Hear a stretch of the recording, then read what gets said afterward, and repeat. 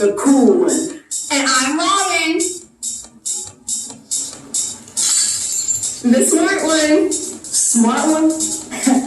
Those are your shades, smarty. I'm the Northern, and we're here to continue our series called Johnny. I sure hope you kids are ready to continue learning some big lessons from the story of David and Goliath. Oh, I know they're ready. I bet they even know where we are in the story. Well, in case they forgot, we better catch them up. David was a young shepherd boy who was about to face his enemy, the giant named Goliath. That's right, but there was a bunch of numbskulls that kept criticizing him and didn't believe he can do it. They kept saying he was just a little kid and that he should just forget about taking on that giant. True, but David ignored his critics and decided to take on the giant anyway. But do you know what happened next? Oh, I know.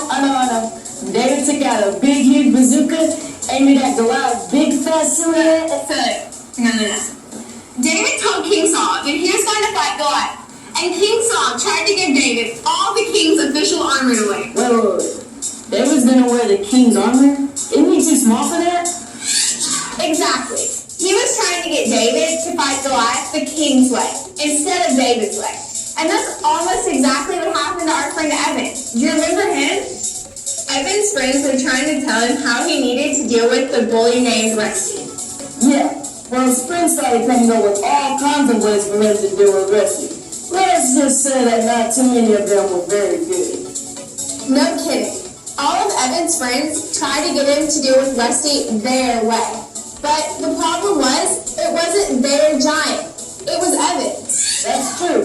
And just like Evan and David for that matter, you and I have to remember that other people can't take on our giant for us. It's our giant.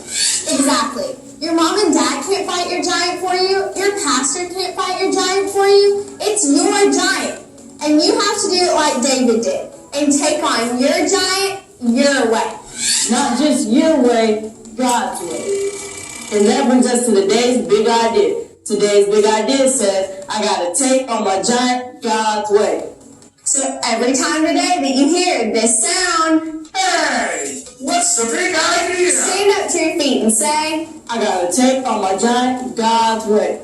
and that's today's big idea. Well, I know you're gonna enjoy your lesson today. We're gonna learn how David took on his giants. I think you might be surprised. So until next time, I'm Robin. And I'm James. Yeah. And we'll see you next time on Giant. If you're feeling all down, feeling kinda weak, well, let me tell you just what you need. Tomfoolery.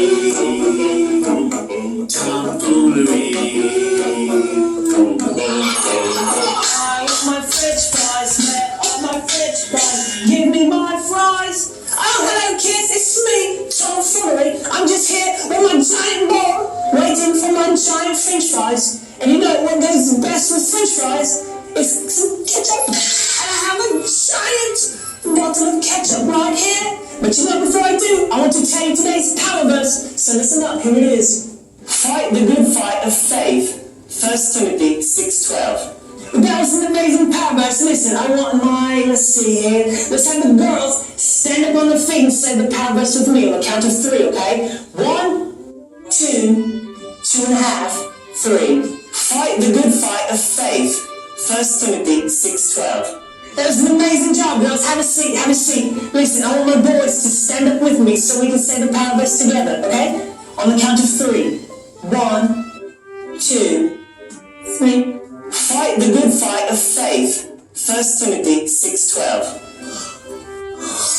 Oh, have a seat, boys. That was a fantastic job. Listen, I want to tell you something. In life, we're going to face lots of different giants. And there's going to be lots of people telling you how to face your giant their way. Just remember, when it's your giant, you have to face it God's way. So I want everybody to stand up and say the power verse with me. On the count of 3. 1, 2, 3. Fight the good fight of faith. 1 Timothy 6:12. Have a seat, boys and girls. Fantastic job. Man, where are my fries at? I just don't understand. I guess I'm just going to have to drink all of this ketchup by itself. But before I do, I want to tell you this. Hickory dickory dock, The mouse ran up an enormous phone bill and got in trouble with his parents. My ketchup.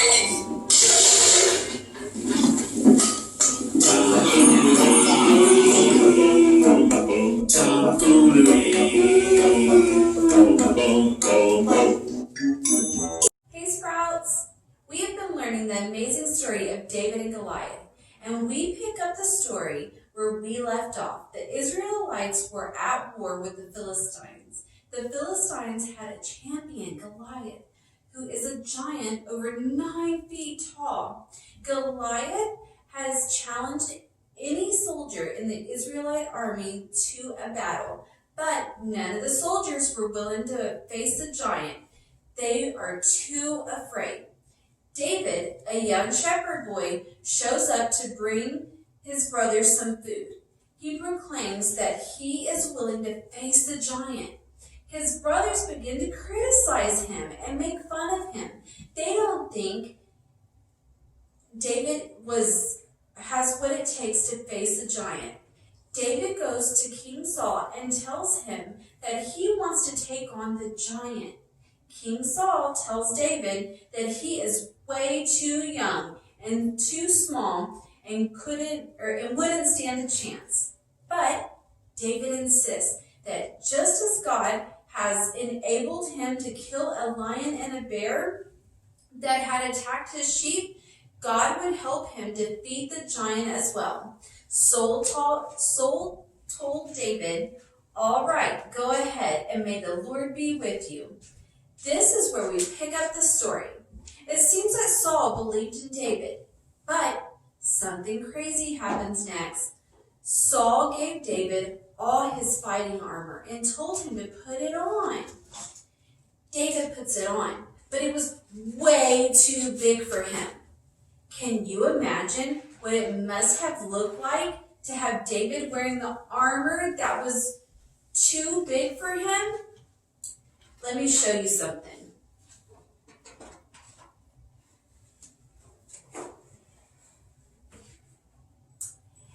It would be like if I was trying to wear these clothes to work or to church. Wearing these clothes, people would laugh at me. I imagine if David had worn Saul's armor out to fight Goliath, he would have been laughed off the battlefield. That would just be crazy. David explained to Saul that he could not wear his armor. This is his giant, and he was going to fight his giant God's way. This is a lesson that we can learn from David. Number 1, David had to fight his giant God's way. We all have giants, boys and girls. Giant problems that stand in our way. Bad habits, temptations, difficulties, and hard times in our life can seem like giants in front of us. There may be other people who try to tell us that we need to do it this way or maybe that way in order to defeat our giant. They may mean well, but we can't listen to others. We need to listen to God. God has a plan for your life, and He can help you defeat your giant. No one else can defeat your giant but you. Your mom and your dad can't. Your pastor can't. Your friends can't defend your giant or defeat your giant. It is your giant, and God is the only one who can help you defeat it. So, David left Saul and walked down to a nearby stream. He knelt down and picked up 5 smooth stones and placed them in his pouch. Why did he do that? Well, David was a shepherd. Shepherds often carry a slingshot in order to protect them from animals that may try to attack the sheep.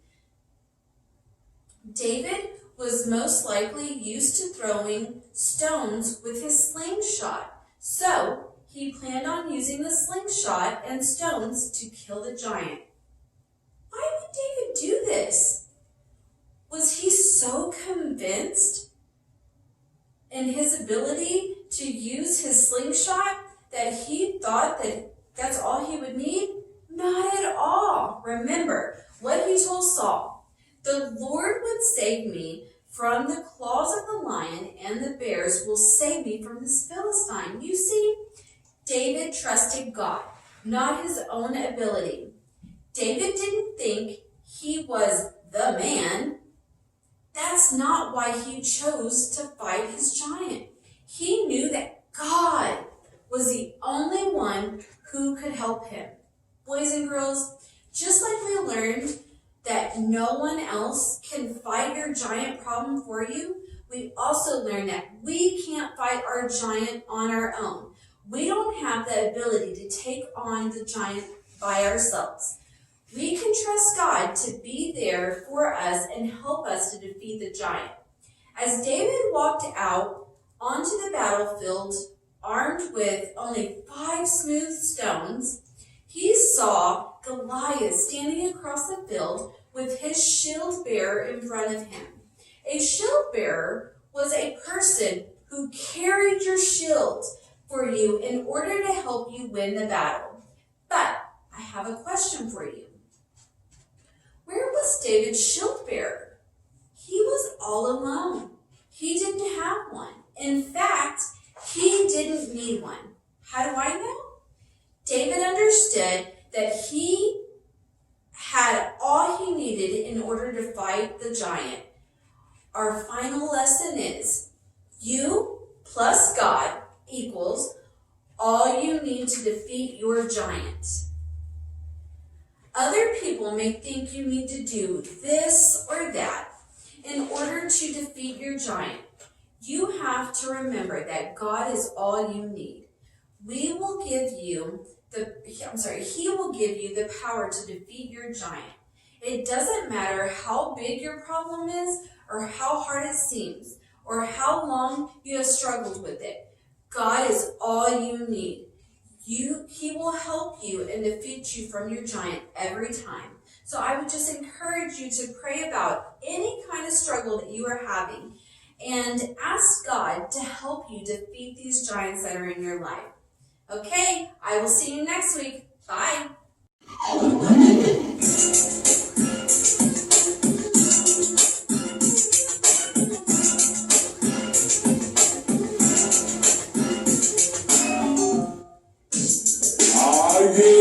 Baby, it's the SKI to the door DLS. Now that you're straightened out, listen to me right here, baby.